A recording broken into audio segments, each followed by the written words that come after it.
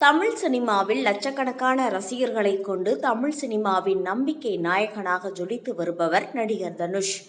தமிழ், ஹிந்தி மொழிகளில் கலக்கி வந்த இவர் ஹாலிவுட் படத்தில் நடித்ததன் மூலம் உலக அளவில் பிரபலமானார்.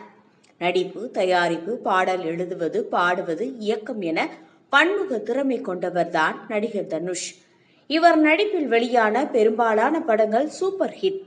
தற்போது தனது 50வது படமான ராயன் படத்தை தானே இயக்கி நடித்துள்ளார் தனுஷ்.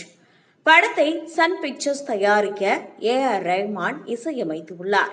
இந்த படத்தில் தனுஷுடன் எஸ்.ஜே. சூர்யா, பிரகாஷ் ராஜ், சந்தீப் கிஷன், காளிதாஸ் ஜெயராம், துஷாரா விஜயன், அபர்ணா பாலமுரளி மற்றும் பலர் நடித்துள்ளனர்.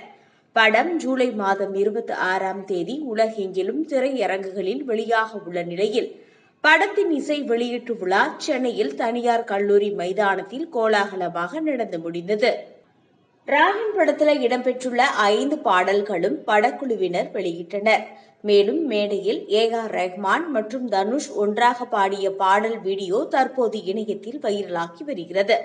இத்தனை நாள் தன்னை பற்றி உலா வந்த அனைத்து வதந்திகளுக்கும் முற்றுப்புள்ளி வைக்கும் வகையில் விழாவில் தனுஷ் பேசிய விஷயம் தற்போது மிகவும் வைரலாகி வருகிறது. அதாவது, தனுஷ் பேசுகையில், நான் யாருன்னு எனக்கு தெரியும், என் அம்மா அப்பாவுக்கு தெரியும், என் பசங்களுக்கும் தெரியும், என் ரசிகர்களுக்கும் தெரியும்.